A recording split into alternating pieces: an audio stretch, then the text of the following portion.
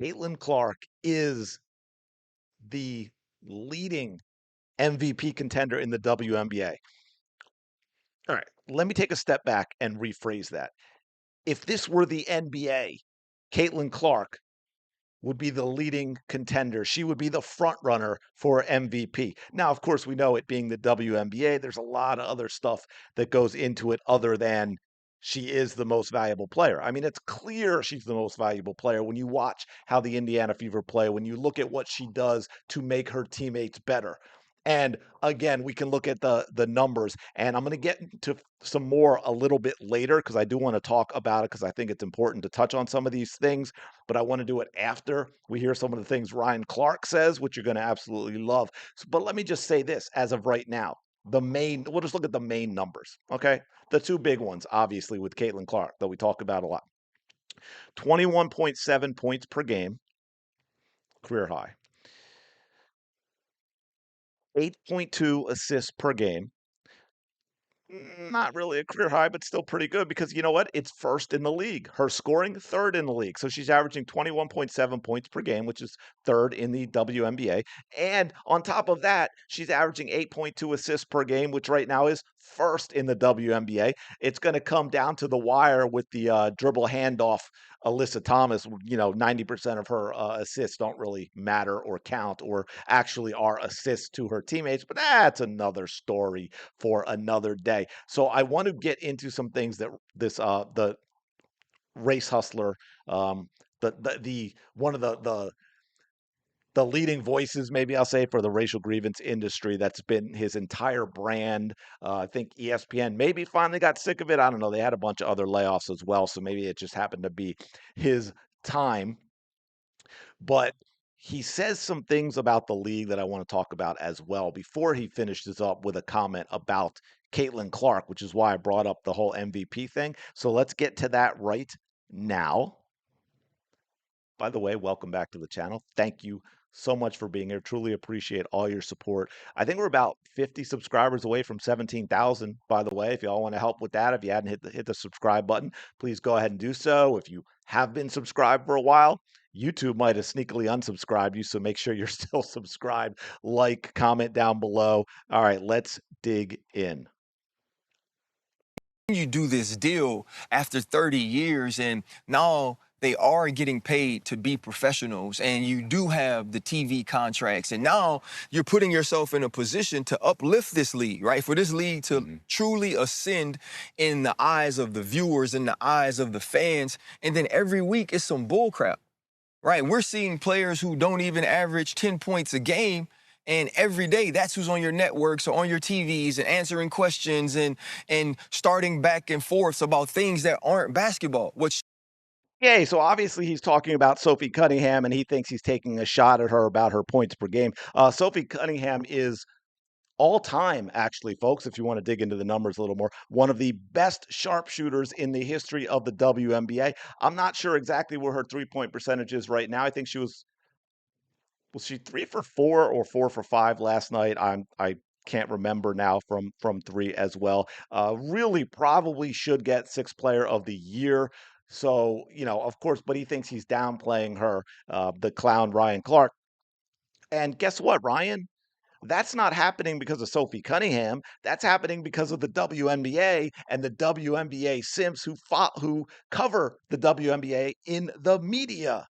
Sophie Cunningham answered a question back in February, finally got released as an ESPN interview, and then you all lost your damn minds and you keep bringing it up and you keep talking to Sophie Cunningham and you've made her reaffirm her stance 2, 3, 4 times because I think you're hoping that she'll cower and be a coward and change her mind. And then you started asking everyone else about their position on the same issue to the point where now you have former NBA players declaring for the WNBA draft. That's not Sophie Cunningham's fault. And to be fair, that's not even entirely Kathy Engelbert's fault because the language is in the CBA. The media kept asking the questions. That's not on Kathy Engelbert. The media is asking those questions. I mean, you could say indirectly, yeah. I mean, far be it from me to defend Kathy Engelbert, but this sounds a lot more like Ryan Clark's opportunity to virtue signal and attack Sophie Cunningham. She's white and pretty. This is the guy who, by the way, went after RG3 and his wife because his wife is white. Should be being talked about in this league is the Minnesota Lynx and Olivia Miles, who's come in as a rookie and taken over the league. And now Nafisha Collier is back, right? Kayla McBride hits 10 threes over the weekend. Talk about that. You know, Can someone do me a favor and get me some headlines? Because I don't actually watch or cover the WNBA, but I need some stuff to talk about and say we need to pay attention to this instead of Caitlin Clark. Let's talk about Olivia Miles, who's yet to be guarded in the WNBA, but still hasn't outperformed Caitlin Clark. Just saying. talk about the Golden State Valkyrie, who now with Gabby Williams is a team that's there in second place as an expansion team. Oh, They were an expansion team last year, really. I mean, once they're into their second year, we don't really call them that. But anyway, Gabby, by the way, is happy to have men in the league. by the way, Asia Wilson still hoops.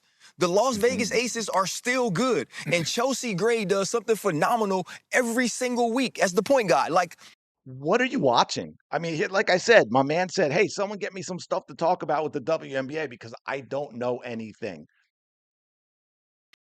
talk about Before we get going, speaking of Chelsea Gray, Ryan Clark, while we're here, you want to talk about not professionalism and not talking about basketball. How about Chelsea Gray after an Indiana Fever game putting out a direct message that she got with a very specific word, trying to connect that to the Indiana Fever because they just got absolutely blown out and she was terrible when it was not an Indiana Fever fan who did it, but she knew the media would run with that and that she could play victim because it's Caitlin Clark and the Indiana Fever.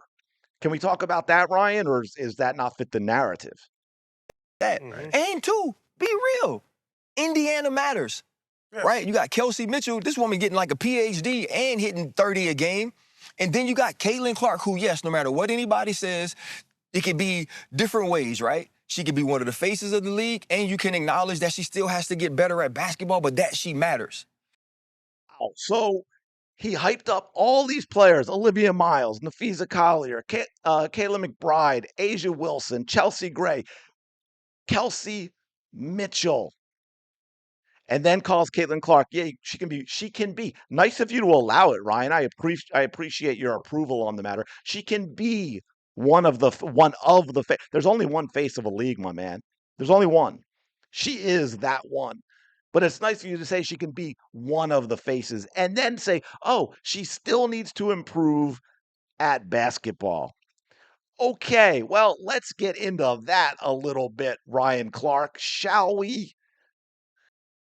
Like I had said, 21.7 points per game, third in the league, 8.2 assists per game, first in the league. Field goals made per game, career high. By the way, at 15.1 per shots per game, which was the same as last year, okay? Field goal percentage, 44.3%, career high. Three-pointers made per game, 2.7, career high. By the way, she's shooting a career low. She's shooting a career low three-pointers, but making a oh, I'm sorry. Oh, I misread it. Now I sound dumb. Not a career high, but close to it. But what I was trying to get to, I was just emphasizing, is she is shooting a career high from three, 36.1%. Oh, she's making a career high of 4 twos a game, 52.5%. That's not quite a career high. Her effective field goal percentage, though, is a career high. And oh, so is her total shooting percentage of 60.3% for a point guard. That is absolutely insane. Oh, by the way, for those who talk about how she's the worst defender ever, she's actually one of the better defensive guards in the WNBA. Maybe I'll do another breakdown, another video when I get a chance to get some film. Fastest point guard in WNBA history to reach 100 steals and 50 blocks. 150, she did it in 81 games. Diana Taurasi was second. It took her 102 games, and I think it was Skylar Diggins-Smith was the third to do it. It took her 110 games. Oh, since she did it last night, let's talk about those 20 points, 10 assist games, right? Caitlin Clark has done that 19 times in 82 games. You know who's second? Oh, that's Courtney Vandersloot, 10, but it took her 451 games. Think about that for a second. Caitlin Clark played almost 6 times as fewer games than Courtney Vandersloot, but basically doubled the number of 20.10 assist games that she had. In fact, she ties, if you add the 2 and 3, Courtney and Diana Taurasi together, they had 19. And they did it, math in my head, 1,106 games. 1,106 games for Courtney and Diana to get those 19, 20, 10 games. Caitlin Clark got 19, 20, 10 games in 82 games. Oh, and by the way, and I think this went up because I this doesn't include last night where I think she scored and assisted on, I believe, 44 points, but she leads the league in points created, which is points points off assists, by the way, with 40 per game, 40 points per game. Number two is Alyssa Thomas, all the way down at 34.9. But yeah, Caitlin Clark has to get better at basketball. Now, look, hey man, I will be fair, even though of course we know Ryan Clark was just taking a shot at Caitlin Clark. But look, she's played 82 games. She's basically, because of injury, right now, she's basically played 2 full seasons. Every player, every athlete in every sport can improve, right? So it's sort of a ridiculous thing to say, but we all know that he didn't mean it that way. He just meant it as an insult after giving high praise to all these other players, including her own teammate, Kelsey Mitchell, whose career has flourished to another level since Caitlin Clark joined the Indiana Fever. And Ryan Clark wants to say, oh, she needs to get better at basketball. She can be a face, but she needs to get better at basketball. But we can acknowledge that she matters. Thank you, Ryan. Appreciate it. Caitlin Clark is the leading contender for MVP, period. Like, comment, subscribe. I will talk to y'all later.